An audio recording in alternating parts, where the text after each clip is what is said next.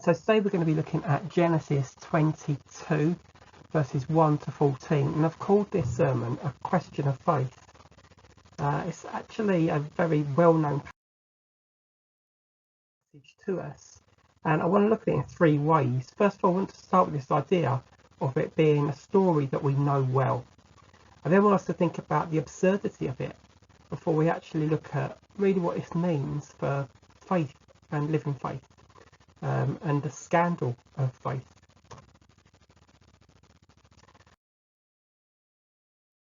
So start the sermon with a tweet. This is really what it's all about. The faith life is one of constantly wrestling with morals and practical challenges rather than a life of simple certainty.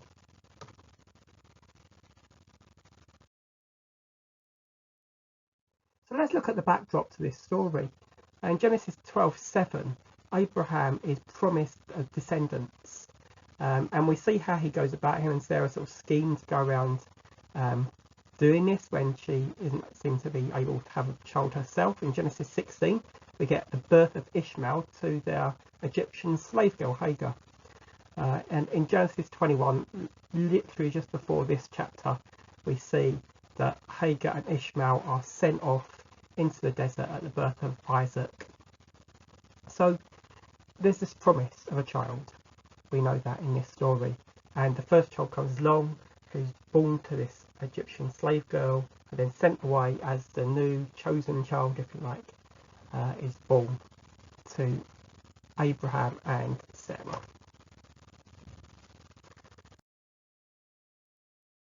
And the story is well known to us, isn't it? In the first couple of verses here in chapter 22 now, we get told that God tests Abraham. Take your son, your only son, whom you love. And I mean, it's an ironic statement, isn't it, really? The only son whom you love. Well, we've just heard that, he's already sent off his other son, but this is sort of the legitimate son, if you like. Then verses 3 to 8, there's this journey and the preparation. So we see about this journey that he takes Isaac off into the desert after God's told him about this sacrifice and this testing. And he goes with Isaac off into the desert, and they take a knife with them, and they take the wood with them, and it sort of goes off, and the journey takes 3 days.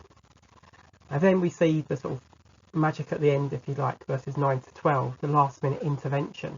Now I know you fear God, as if God is surprised that Abraham's gone through with it and stops him just at the last minute, and everyone lives happily ever after, we assume. It's certainly the way we sort of think about the story.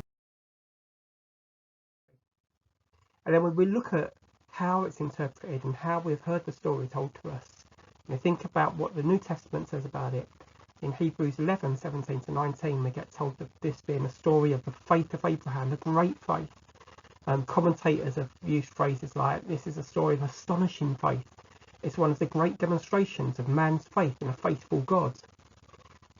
So we have this really sort of quite shiny and bright understanding of the story, and we give quite nice explanations to it, don't we? If we just put aside the shockingness of what's actually happened there and the platitudes that we might give to this story, and explanations that we might give to it are things like, Exodus 22:29, all the firstborn sons belong to God. So we know that Isaac belonged to God. So he's considered the firstborn son, even though there was already a firstborn son that was sent away in Ishmael. In Exodus 34:20, the son can be redeemed with a sacrifice. So we know that the son is given to God and can be redeemed and brought back with a sacrifice, and the symbolism of that in this story. And we know that actually child sacrifice from 2 Kings 3:27 was something wasn't unknown in the society in which Abraham lived in. So, we think if we use this word child sacrifice today, we come with all sorts of images and disgust, and that would have been, I'm sure, felt by Abraham, but equally it wasn't as unknown as it might be to us, and foreign as it would be to us. Also, this concept of people as possessions, when you read through the law and read through sort of the recompense for people slaves being killed or harmed, people as possessions wasn't an unknown thing. So this idea of Isaac being a possession of Abraham, it's given to God as possession, and then maybe brought back to Isaac as a possession, wouldn't have been too distant a concept. But with these sort of explanations, we have to ask the question, have we sanitized the absurd? When we reread the story, ask ourselves, did God need to test Abraham? Doesn't all-knowing God actually need to test anybody? Surely God would have known what Abraham's response could have been without it happening, without requiring this sacrificial aspect of sacrificing Isaac. And what about that 3-day journey? We just read it in a sentence and forget about it. But what was happening during that journey? What was going through Isaac's mind? That, you know, they're going off to sacrifice, and there's no particular sacrifice apparent at the moment, but probably there will be in the future.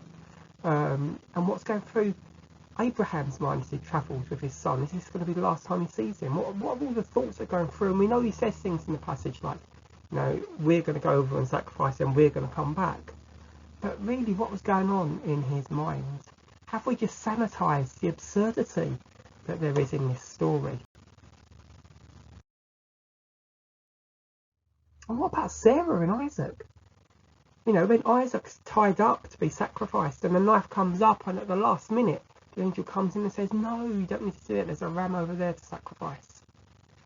How does that impact on Isaac? How does he see Abraham in the future when he unties him and knows his dad was going to sacrifice him? I'm sure that isn't something that's just easy to process. And Sarah, when they go back to Sarah and Isaac says, Mum, Dad was going to kill me. How does Sarah deal with that? We've sanitised this story. We've made it all so simple and so easy to explain away as being a great act of faith. But what about for the characters in this story? What about the absurdity of it? And what about Abraham as well? You know, Abraham, just a few chapters earlier in Genesis 18, verses 16 to 33, is arguing with God over the morality of God potentially killing everybody in the town of Sodom, and saying, but surely if there was just one person who was seeking after you, you would spare somebody.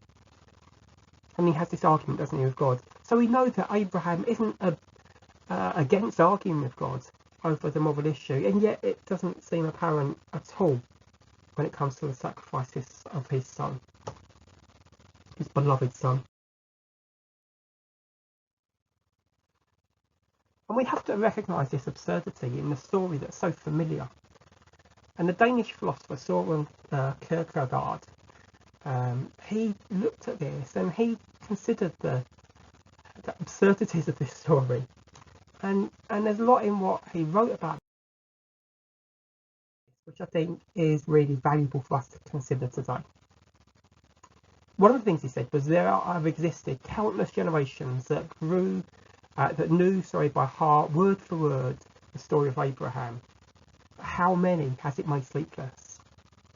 How many of us have actually read that story, to use Kierkegaard's words here, and recognised the absurdity, and maybe even the feeling of immorality when we see it, beyond this picture of it being a story of great faith? We can play with the words, can't we? You know, if we looked at what happened there from an ethical point of view, it might be murder, whereas we use religious terminology and say it was a potential sacrifice of Isaac. From an ethical point of view, isn't that a potential murder of a beloved son? And whose possession was Isaac anyway? You know, did Isaac belong to Abraham? Did Isaac belong to God? Or with a modern set of eyes, do we say, well, Isaac was his own person? And one of the phrases that Kierkegaard uses, which I quite like, is this idea that Abraham's faith believed on the strength of the absurd, that something ridiculous was requested of him, and he went and did it. But let's not forget that pain that would have been there, that 3-day journey, that conversation with Isaac afterwards, that conversation with Sarah afterwards, the thoughts he must have been wrestling with throughout this experience. It's a story actually of paradoxical morals, that the kingdom, that God's kingdom, that God's promise of descendants for Abraham was paradoxically being weighed up with the sacrifice of his son. the heir, the person through whom these descendants would be born. It's a story of terror and sacrifice. When we get rid of the familiarity and engage with the detail of the story, we look at what this cost that family, not just in terms of the potential sacrifice, but the terror and sacrifice which I'm sure would have lived on in Isaac, and what we might have today thought of as post-traumatic stress disorder probably being there.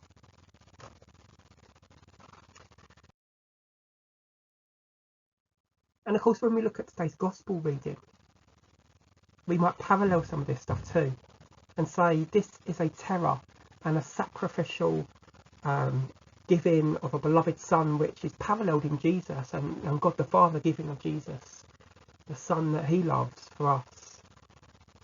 And in Mark 6:3 in our gospel reading, the fact that people took offence at Jesus. We read in this passage from our gospel reading today that there was offence taken at Jesus because he was a carpenter, which by the way wasn't necessarily anything meaning of a carpenter who was skilled worksman, tradesman working with his hands, but often just referred to a labourer who was probably one step up from the village fool. But this person who is a carpenter may be also hinted at in this passage illegitimate, maybe even illegitimate carpenter. But this thing, they took offence at Jesus and his wisdom and his teaching. They took offence at him. It's literally, they were scandalised by him. Jesus was a scandaliser. He scandalised people. His presence, it wasn't tidy. It wasn't sanitised. It was a scandal to the people who were around him.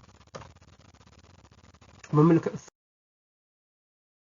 half of that gospel passage from today's reading, Mark 6:8, and Jesus is sending out the 12. He says, take nothing for the journey. Take nothing for the journey. You don't need to take all these things. Have faith in God. In the same way, maybe, that Abraham had to have faith that God would provide a sacrifice other than Isaac, even though that's all he knew. And if they won't listen to you, shake the dust off your sandals. An act of judgment against the people. Scandalous act of judgment. It's not pleasant. It's not sanitised. This is real faith, real life, with real moral challenges.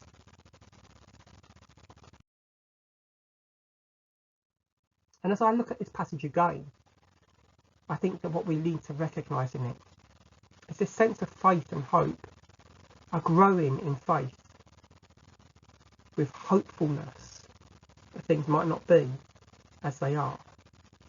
This growing in faith that we are invited to in our passages today is a faith where we learn to live more with questions than gain answers. So I encourage us as we think about this passage again today to recognise that the faith life is one of constantly wrestling with moral and practical challenges rather than a sanitised life of simple certainty.